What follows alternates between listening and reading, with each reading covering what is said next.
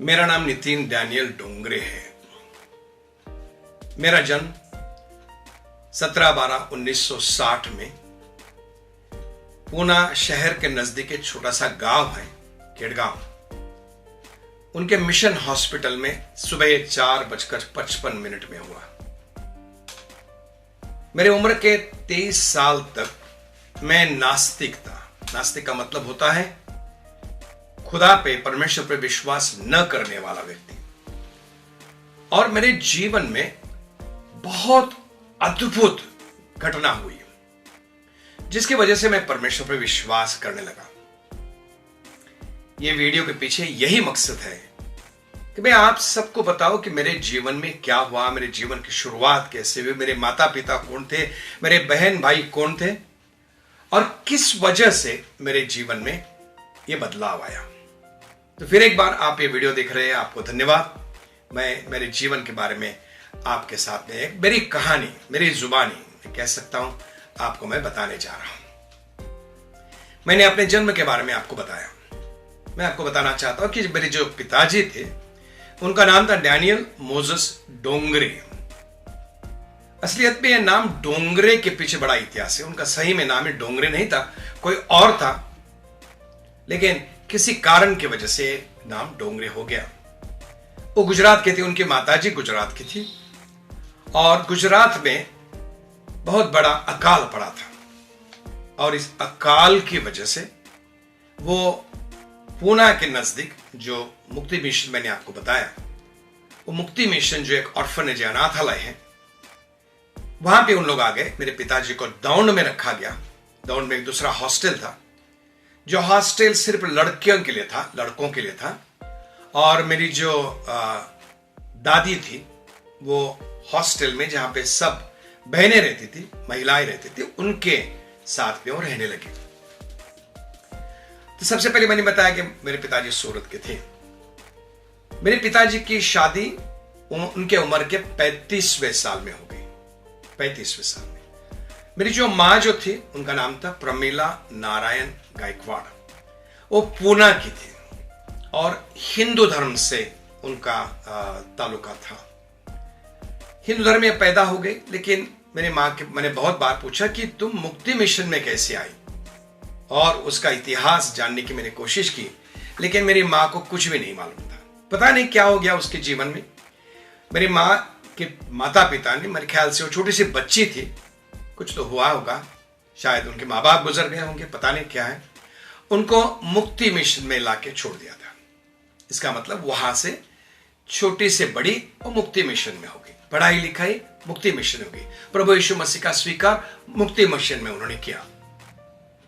जब मेरे पिताजी का उनकी पढ़ाई पूरी हो गई, उनको नौकरी मिल गई, बंबई में नौकरी करने लगे, तो मेरी जो दादी थी उन्होंने उनके शादी के बारे में प्रस्ताव रखा और मेरे पिताजी ने शादी से काफी साल तक इनकार किया। लेकिन जब वक्त आ गया, करीबन 35 साल की उम्र हो गई, तो मेरी जो दादी थी उन्होंने कहा कि नहीं नहीं, आपको शादी करना बहुत जरूरी है।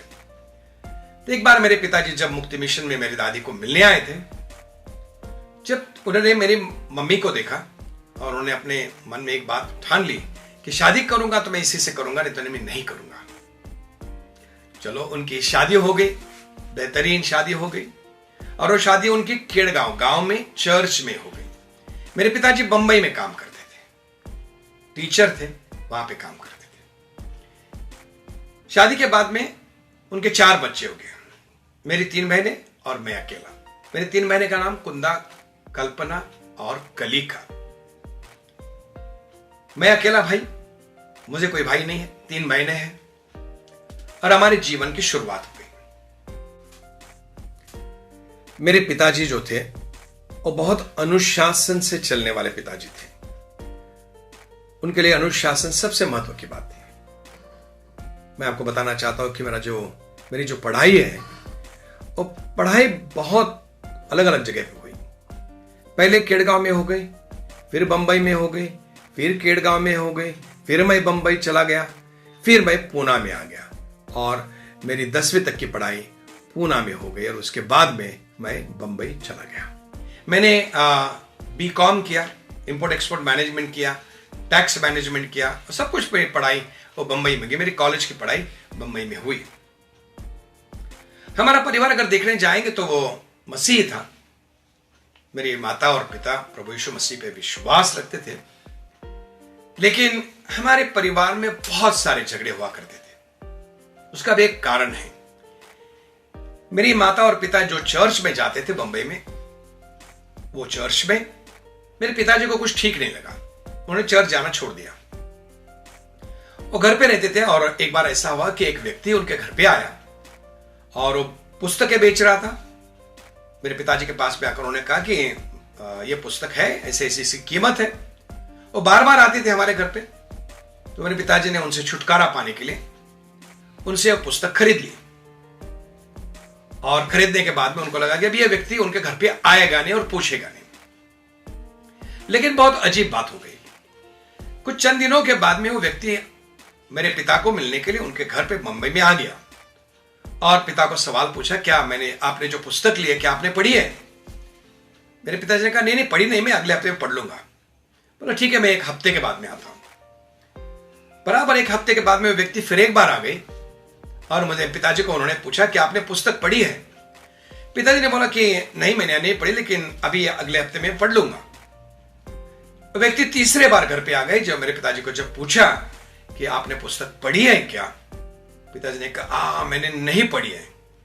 उस व्यक्ति ने बहुत एक अद्भुत ऐसी बात कही। उन्होंने कहा कि आप एक काम कीजिए, आपने मुझे जो पैसे दिए मैं वो पैसे आपको वापस करता हूं और वो जो किताबें है वो किताबें मुझे वापस कर दीजिएगा। पिताजी को यह बात बहुत लग गई। उन्होंने कहा कि नहीं, मैं आपको ये पुस्तक वापस नहीं कर, लेकिन मैं अभी जरूर पढ़ूंगा। मैं आपको बताना चाहता हूं, वो जो व्यक्ति जिसने पुस्तक बेची थी वो यहोवा विटनेस, यहोवा के साक्षीदार, वो चर्च से थे। मेरे पिताजी ने वो पुस्तक पढ़ ली। उनको अजीब लगा कि ये व्यक्ति को सिर्फ मेरे पैसे लेने में उनको कोई इच्छा नहीं है, तो उनको इच्छा है कि मैं पुस्तक को पढ़ूं। उन्होंने वो पुस्तक को पढ़ लिया। पढ़ने के बाद में आस्ते आस्ते वो व्यक्ति हमारे घर पे आने लगे। हम लोग छोटे थे, कभी हम खेड़गांव में थे, कभी बंबई में थे, लेकिन पिताजी ने एक चर्च को छोड़कर दूसरे चर्च को ज्वाइन कर लिया जिसका नाम था यहोवाज विटनेस या यहोवा के साक्षीदार। मेरे मम्मी को भी उन्होंने उसी जगह आने की इच्छा बताई। उन्होंने विनती की, लेकिन हमारी माँ ने वो सब कुछ किया नहीं। उनकी तबीयत अच्छी नहीं रहती थी, बंबई में अच्छी नहीं रहती, तो केड़गांव चले गए और मेरे पिताजी बंबई में रहते थे। मेरी पढ़ाई होने के बाद में, पुणे में मेरी पढ़ाई हो गई, जैसे मैंने आपको बताया। पढ़ाई होने के बाद में मैं बंबई चला गया। जब मैं बंबई चला गया तो मेरे पिता ने कहा कि सब कॉलेज जो होते हैं तो अंग्रेजी में होते हैं, तो उन्होंने कहा कि तुम्हें नौकरी करने की जरूरत है, तुम नौकरी कर लीजिएगा और नौकरी करके पैसे लाइए, क्योंकि अभी मैं कुछ चंद सालों में रिटायर होने वाला हूं। मैंने भी एक कंपनी में नौकरी कर ली। मुझे आज भी याद है, जहां पे मैं नौकरी करता था मुझे 2 रुपये दिन के मिलते थे। आपका विश्वास नहीं होगा आज कि मेरे 2 रुपये मुझे एक दिन के मिलते थे। मुझे आज भी याद है कि मेरे महीने की पगार 64 रुपये मुझे मिली थी। वो काम बहुत मेहनत का था, एक कूली के जैसा काम था, और वो काम था कि मशीन पे काम करना। मैं अच्छा समझ सकता था, क्योंकि उस कंपनी के मालिक ने मुझे बहुत अच्छी ऑटोमेटिक मशीन पे मशीन ऑपरेटर बोल के वहां पे उसे रख दिया था। तो मेरे जीवन की शुरुआत ऐसी हो गई और पिताजी को ठीक लगता था कि मैं पैसे घर पे ला रहा हूं करके। लेकिन एक बार क्या हो कि मेरे पिताजी के दोस्त उनको मिलने को आए। उन्होंने कहा कि अरे आपका बेटा आप ऐसे नौकरी के लिए क्यों भेजा है, अभी तो वो जवान है, पढ़ाई लिखाई कर सकता है। मेरे पिताजी ने उनको कहा कि ये क्या पढ़ा लिखाई करेगा, ये तो अंग्रेजी तो ढंग से जानता नहीं, इसको ढंग के परसेंटेज नहीं मिले हैं, तो ये कहां से अच्छी तरह से पढ़ाई करेगा। तो मेरे पिताजी के जो दोस्त आए तो उन्होंने उनको कहा, अरे आपकी बेटियां तो शादी करके चली जाएगी, लेकिन आपको देखने वाला तो आपका बेटा ही रहेगा, तो भेज दीजिए उनको कॉलेज में। मेरे पिताजी ने मुझे कॉलेज की पढ़ाई करने के लिए भेज दिया। और मेरे पिताजी टीचर थे, इनको EBS मतलब इकोनॉमिकल बैकवर्ड्स क्लास स्पॉन्सरशिप मिलती थी, स्कॉलरशिप मिलती थी। तो मैं कॉलेज में दाखिल हो गया। अंग्रेजी में कॉलेज था और मैं तो बहुत दिक्कत होती थी मुझे अंग्रेजी समझने में, लेकिन मेरे मन में मैंने ठान लिए थे कि मैं पढ़ाई तो बहुत अच्छी तरह से करूंगा। जब मैं कॉलेज में जाने लगा, घर पे अलग अलग प्रकार के काम हुआ करते थे। वो काम करके मैं कॉलेज जाता था, टाइपिंग का क्लास करता था और मैं रात को 11-12 बजे तक पढ़ाई करता था। आप यकीन नहीं मानोगे, मगर अंग्रेजी मुझे समझती नहीं, इसलिए मैंने डिक्शनरी पढ़ना चालू किया था और जिन शब्दों को मैं जानता हूं मैं उसको टिक करता था और बाकी के शब्द मैं पढ़कर उसको समझने की कोशिश करता था। अद्भुत बात यह हो गई मेरे जीवन में कि जब कॉलेज का रिजल्ट आया तो मैं रिजल्ट लेने के लिए कॉलेज में गया। तो जिस कॉलेज में पढ़ता था उस कॉलेज के प्रोफेसर मेरे सामने से आए और मुझे उन्होंने कहा, अरे नितिन, कॉन्ग्रेचुलेशन। मैंने कहा, सर किस बात के लिए कॉन्ग्रेचुलेशन? उन्होंने कहा, तू कॉलेज में फर्स्ट आया है, कॉमर्स, आर्ट्स और साइंस, ये तीनों में तुम फर्स्ट आए हो। मैंने मेरे टीचर को कहा, क्यों मजाक कर रहे हो, मैं तो अंग्रेजी ठीक तरह से जानता नहीं। बोला, तुम तेरा रिजल्ट भेज दिया है घर पे, तो घर पे चला जा और घर पे जाने के बाद में तुझे रिजल्ट मिलेगा और तुम्हें मालूम होगा कि मैं जो बोल रहा हूं सच बोल रहा हूं। मैं बहुत दौड़ दौड़ के मेरे घर पे चला गया और मुझे यह खुशी हो गई कि मेरे पिताजी जो मुझ पर विश्वास नहीं करते थे कि मैं पढ़ाई करूंगा, मैं कॉलेज में फर्स्ट आया। मैं जब घर आया तो मुझे लगा कि मेरे पिताजी बहुत खुश होंगे। मैं जब घर पे आया तो मैंने देखा कि मेरे पिताजी खटिया पे बैठे हुए हैं। मैं जब अंदर आया तो मुझे लगा पिताजी मेरा हौसला बढ़ाएंगे, मेरा स्वागत करेंगे। मैंने उनको पूछा कि मेरा रिजल्ट घर पे आया है।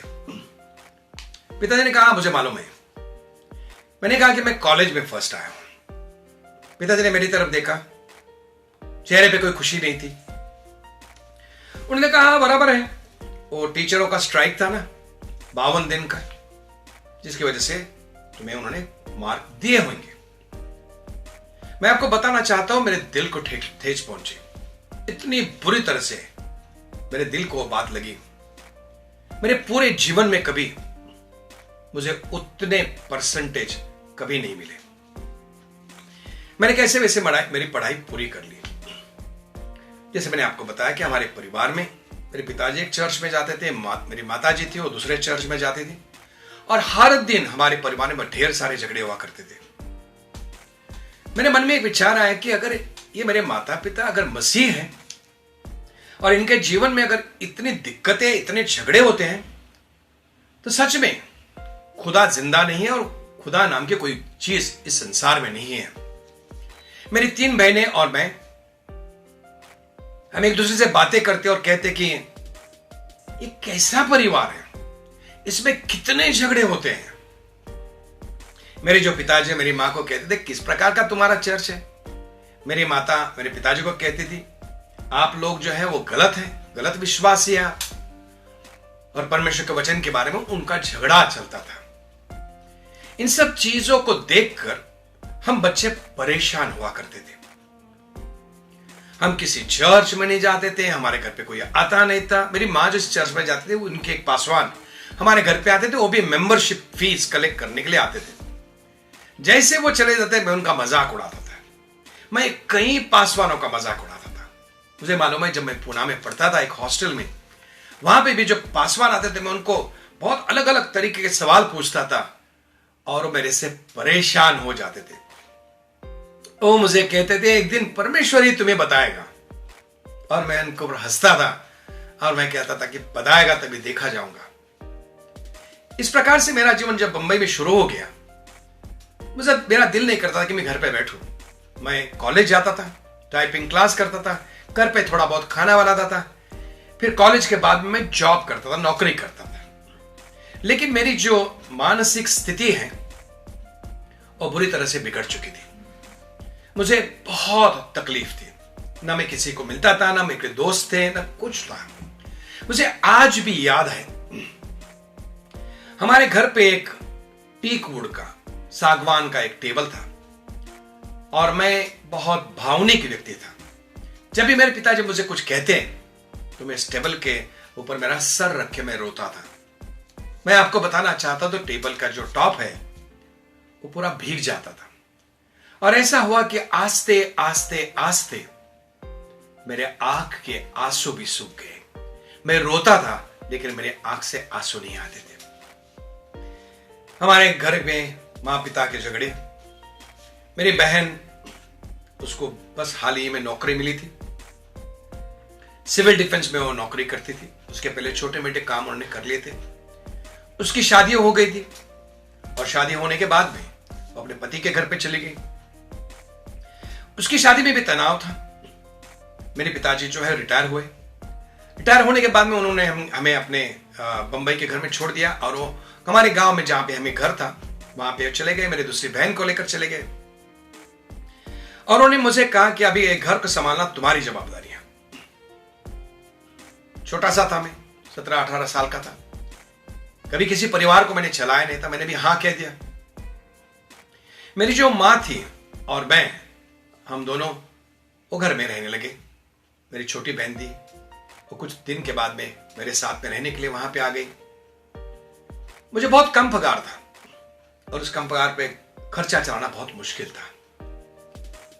मेरी माता को मालूम था कि क्या दिक्कत है और मुझे आज भी वो दिन याद है जब हमारे हाथ में के पैसे खत्म हो गए। हमारे पास में खर्च करने के लिए एक भी रुपया नहीं था।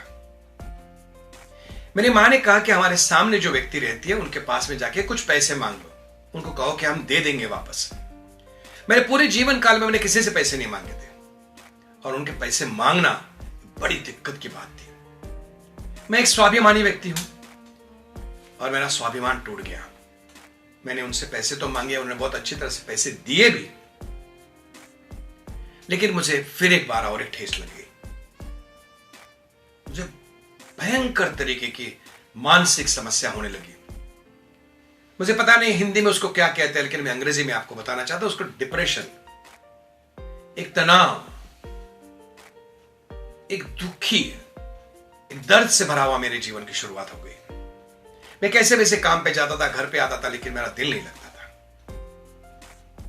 ऐसे करते करते जिस कंपनी में मैं काम कर रहा था उसके मालिक ने दूसरी नई कंपनी चालू की और उन्होंने मुझे कहा कि क्यों नहीं तुम इस कंपनी में आके मेरे साथ में तुम काम करो। मैं वहां पे काम करने लगा। मेरे आर्थिक परिस्थिति, मानसिक स्थिति, परिवार की समस्या, चर्च में न जाना, किसी से न मिलना, कोई भी दोस्त मेरे नहीं थे, बिल्डिंग में किसी के साथ पे हमारा खास संबंध नहीं था। इन सब चीजों की वजह से मेरे जीवन में एक तनाव पैदा हो गया।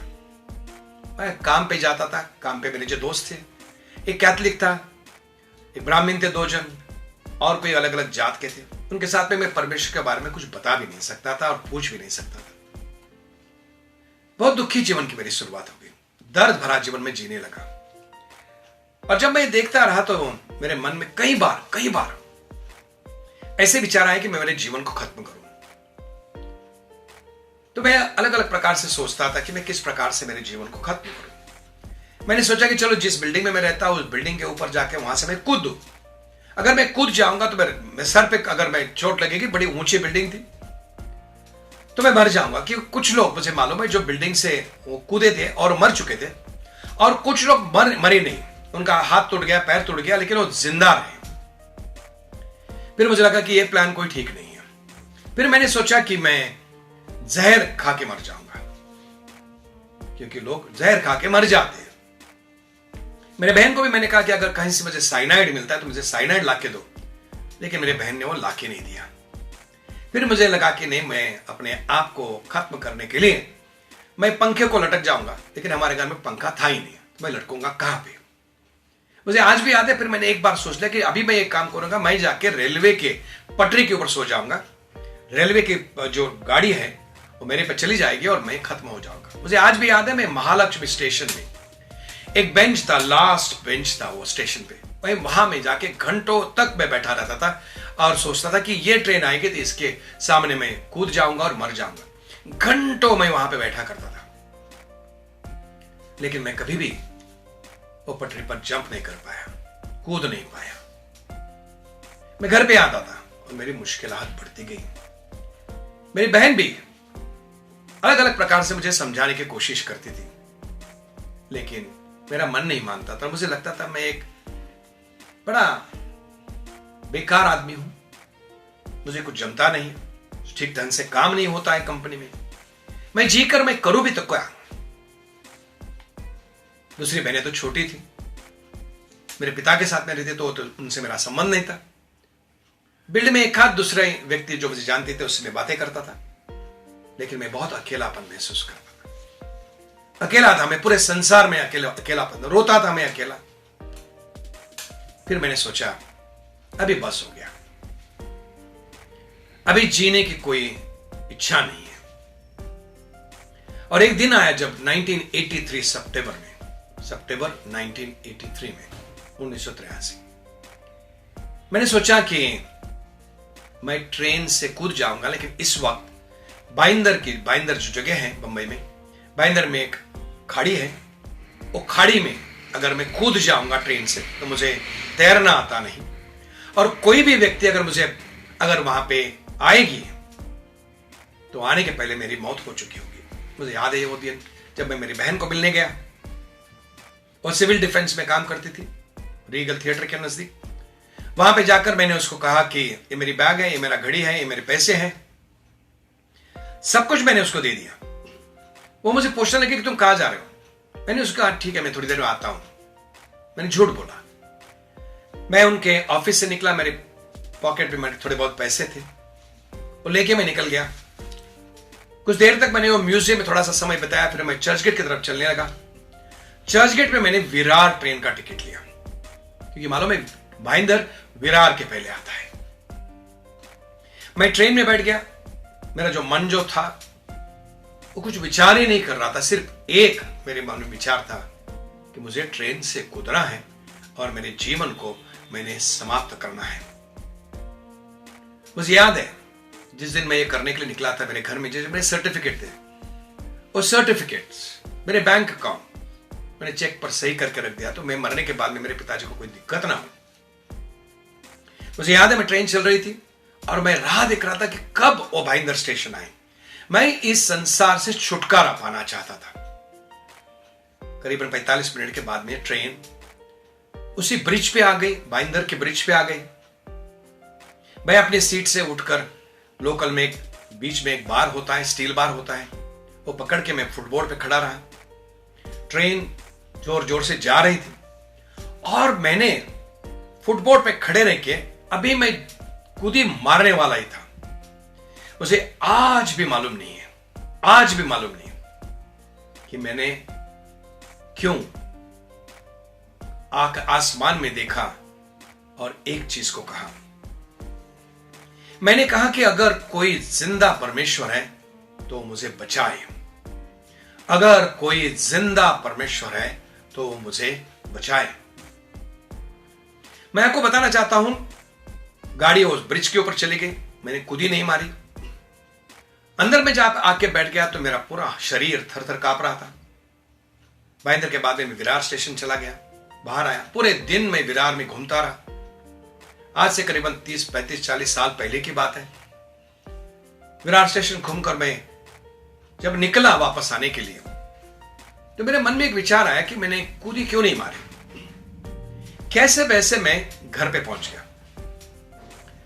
आपको मैं बताना चाहता हूं कि मैं किसी से बात नहीं करता, मैं किसी से बात नहीं करता। और मेरे घर में एक जगह थी छोटी सी, उस जगह पे मैं बैठा रहता था और दिन में मैंने कितनी बातें की ये मैं किसी को भी कह सकता था। अद्भुत बात, अद्भुत। जब मैं घर पे आया तो सब लोगों ने मुझे पूछना चालू किया, तुम कहां गए थे, क्यों मेरे पास। मेरी बहन आई मुझे पूछने कि तुमने क्यों मेरे पास में पर्स दिया या घड़ी दी, पैसे दिए, कहां पे जाके आया तू। मैं किसी को जवाब देने की परिस्थिति में नहीं था। मैंने सोच लिया था मैं किसी को जवाब नहीं दूंगा। उस दिन रात को मैं सोने की कोशिश कर रहा था। आप यकीन नहीं मानोगे कि मैं करीबन 3 महीना नहीं सोया था। उस रात को मैं सोने की कोशिश कर रहा था, मुझे नींद नहीं आ रही थी। करीबन रात को 2:30 बजे मुझे नींद आ गई। मुझे उस दिन आधा घंटे के लिए नींद आई। मैं आपको बताना चाहता हूं, उसके पहले मुझे इस प्रकार की नींद कभी नहीं आई और उसके बाद में भी इस प्रकार की नींद कभी नहीं आई। 2:30 बजे सोया, 3 बजे उठ गया और मैं देखता हूं इर्द गिर्द बहुत खुशियां ही खुशियां हैं। आज भी मैं बयान नहीं कर पाऊंगा शब्दों में कि वो खुशियां क्या थी। मेरा हृदय, मेरा मन, मेरे विचार बस खुशी से भर गए थे। मैंने जब हमारे घर के विंडो से बाहर देखा, झांक कर देखा तो ऊपर एक चांद था। उसको देखकर जैसे पानी उबलता है वैसे मेरी खुशी उबल रही थी। मेरी समझ में नहीं आ रहा था क्या हो रहा है। जैसे कुछ मेरे दिलो दिमाग के ऊपर से बोझ हट गया था और मेरे कान में आवाज आई कि बाइबल, पवित्र शास्त्र ढूंढो। मैंने आपको बताया कि मैं बाइबल पढ़ता नहीं था, हमारे घर पे कोई प्रार्थना हुआ नहीं करती, हमारे घर पे से कोई चर्च में नहीं जाता था। और उस रात को मैंने बाइबल ढूंढना चालू किया। मेरे पिताजी शिक्षक थे, ढेर सारी पुस्तकें थी और ढेर सारी पुस्तकों में मुझे एक पुस्तक मिली है, नए नियम की पुस्तक। वो पुस्तक मिलने के बाद में मेरी माता ने मुझे कहा, क्या आवाज कर रहा है? बोला, तुम सो जाओ। मैंने पुस्तक को जब खोला तो यूहन्ना 6:44 वचन सामने आ गया। यूहन्ना 6:44 वचन क्या है, मैं आपको पढ़कर सुनाता हूं। यूहन्ना 6:44। जब तक पिता जिसने मुझे भेजा है आकर्षित न करे, कोई मेरे पास नहीं आ सकता है और मैं उसे अंतिम दिन पुनर्जीवित कर दूंगा। अद्भुत ऐसा ही वचन था। पता नहीं क्यों मेरा हृदय पूरी खुशी से भर गया। उस दिन मैंने प्रार्थना करने की कोशिश की, प्रार्थना नहीं कर पाया। सिर्फ मैंने कहा, थैंक यू जीसस, मेरे साथ में थे, थैंक यू, आमीन। आमीन बोलना यह भी मैं भूल चुका था कि हमारे परिवार में कोई मसीह जीवन हम पूरी तरह से भूल चुके थे। 1983 में मुझे अनुभव आया, 1983 के बाद में। और इसके पहले मुझे विवेकानंद बहुत अच्छा लगता था, कि मेरा जो दोस्त था वो मराठा थे। उन्होंने विवेकानंद की एक पुस्तक मुझे एक एग्जीबिशन में जाकर मुझे दी थी, तो विवेकानंद में मुझे अच्छा लगता था। ढेर सारी पुस्तक मैंने उनके पढ़ ली। फिर एक बार मुझे मेरा दोस्त वज्रेश्वरी मुझे लेके गया, गणेशपुरी और वज्रेश्वरी लेके गया, जहां पे मैंने मुक्तानंद स्वामी को देखा और नित्यानंद स्वामी के एक मंदिर में वहां चला गया। मैं आपको बताना चाहता हूं कि उस जगह जाने पर मुझे बहुत अच्छा लगा। वो सब भगवे कपड़े पहनने वाले लोग, अपने हाथ में माला लिए, कुछ फॉरेनर्स थे। बहुत बेहतरीन वातावरण था। उनकी जो प्रार्थना सभा का जो एक हॉल था उसमें बहुत बेहतरीन वातावरण था। और मैंने ऐसे मन में विचार कर लिया कि मुझे अगर बनना है तो इनके साथ में मुझे जाना है, सब कुछ छोड़ देना है और इनके साथ में जाना है। एक दिन ऐसा हो कि मेरे दोस्त ने मुझे बोला कि चलो हम इस्कॉन टेम्पल जाते हैं, institute of international society of Krishna consciousness, ISKCON, जहां पे वो ढोलकी बजाते हैं, लोग रास्ते पे गाने गाते हैं, स्तुति भक्ति करते हैं। तो मैंने सोचा मैं वहां पे जाऊंगा और मैंने उनको एक खत लिखा, उनको कहा कि मैं सब कुछ छोड़ छाड़ के मैं आपके साथ में जुड़ना चाहता हूं। उन्होंने मुझे वो खत का जवाब भेज दिया और उन्होंने मुझे कहा कि तुम आ सकते हो।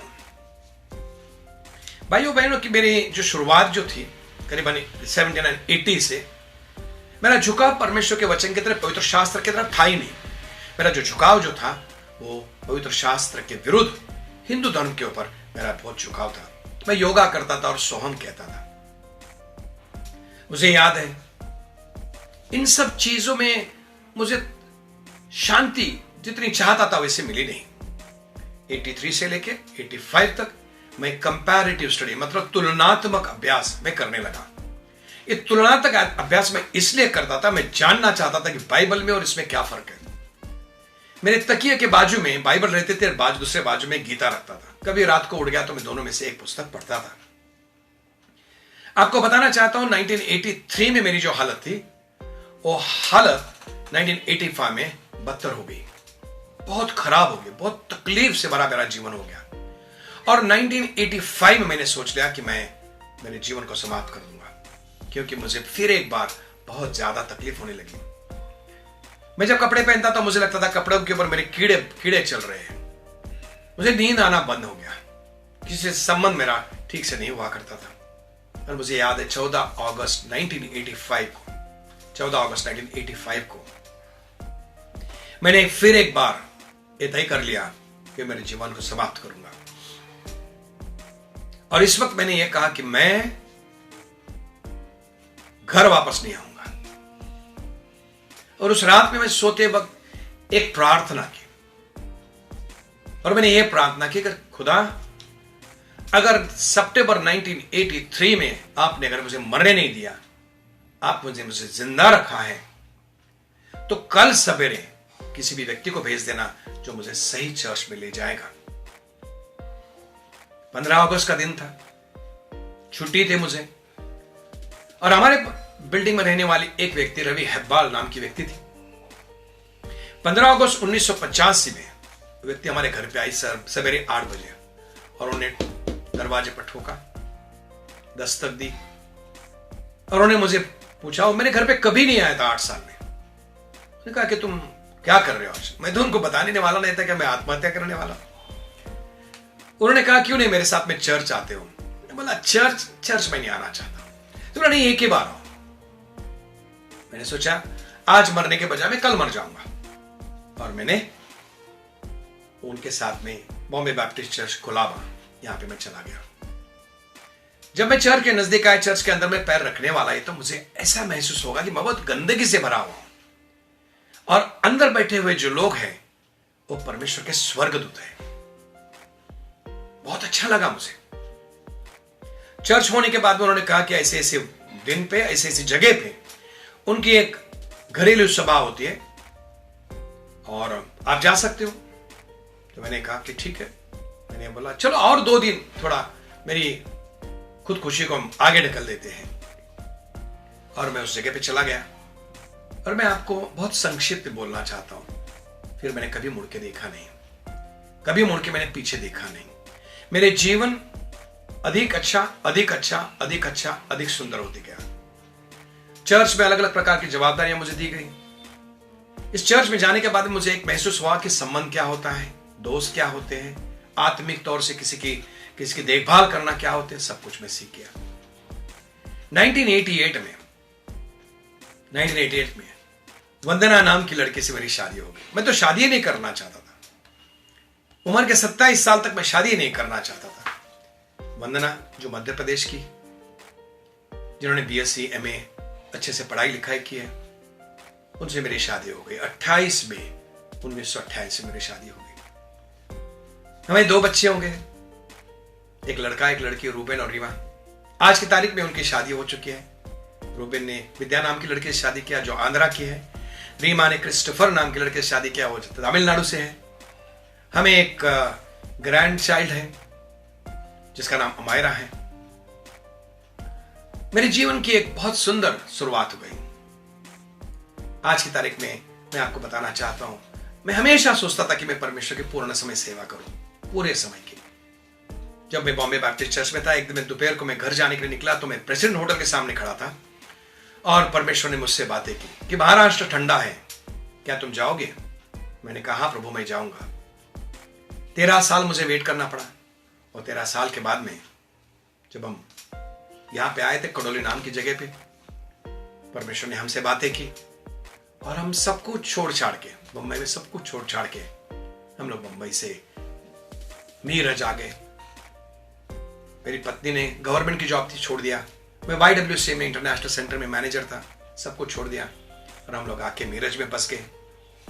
मीरज में कलसियों की स्थापना की, अंग्रेजी स्कूल चालू की, अंग्रेजी से मराठी में भाषांतर किया, ट्रेनिंग बहुत सारे कंडक्ट किए। और जब मैं पीछे मुड़ के देखता हूं तो मैं एक चीज कह सकता हूं कि हमारा परमेश्वर जिंदा है, हमारी दुआओं को जवाब देता है, हमें वो कभी अकेला नहीं छोड़ता है। पिछले 25 सालों में मीरज में रहते हुए बहुत सारी ऊपर नीचे होने वाली समस्या से मैं गुजर चुका हूं, लेकिन मैं धन्यवाद देता हूं परमेश्वर को कि वो बहुत विश्वास है। जो लोग उस पर विश्वास करते हैं, जो उनको अपने बेटी बेटी बनाने का अधिकार देता है, वो परमेश्वर ने कभी नहीं छोड़ता है। आज की तारीख में मेरी उम्र 61 साल हो गई है, 60 साल पूरे हो गए, 61 साल चालू है। लेकिन आज भी ऐसा लगता है कि मैं जवान हुआ परमेश्वर की सेवा करना चाहता हूं। भाइयों बहनों, दोनों बच्चे हमारे परमेश्वर में हैं। उनका पति, उनकी पत्नी परमेश्वर में है। मेरी पत्नी और हम दोनों मिलकर परमेश्वर की सेवा कर रहे हैं और ये उम्मीद करते हैं, हमारी एक ही इच्छा है कि हमारे जीवन के आखिरी सांस तक हम परमेश्वर की सेवा करते रहें। ये वीडियो थोड़ी लंबी होगी, देखने के लिए बहुत बहुत धन्यवाद। और अगर आपने प्रभु यीशु मसीह को अब तक जाना नहीं, आज तक अगर आपने बाइबल पढ़ी नहीं, तो मैं आपको कहूंगा बाइबल जरूर जरूर पढ़िए, क्योंकि उसमें जीवन का स्रोत है। प्रभु यीशु ने कहा, मार्ग, सत्य और जीवन मैं हूं। और अगर हमें मार्ग मिलता है, सत्य क्या है मालूम होता है, अगर हमें जीवन मिलता है, तो उससे ज्यादा हमें क्या चाहिए। एक नास्तिक व्यक्ति को परमेश्वर ने आस्तिक बना दिया, मतलब परमेश्वर पे विश्वास करने वाला उसने बना दिया। मैं आज परमेश्वर को धन्यवाद देता हूं, परमेश्वर की स्तुति करता हूं, क्योंकि परमेश्वर ने मुझे बचाया, 2 बार आत्महत्या करने से मुझे छुड़ाया और मुझे एक नया जीवन दिया। परमेश्वर आपको ढेर सारी आशीष दे, आपके परिवार पे आशीष दे, आपके परिवार के हर सदस्य यीशु मसीह को जाने और उसके मार्ग पे चलने के लिए एक निश्चय कीजिए, करे और उनके रास्ते पे चले। Thank you very much. एक गवाही की वीडियो देखने के लिए बहुत बहुत बहुत धन्यवाद। Thank you.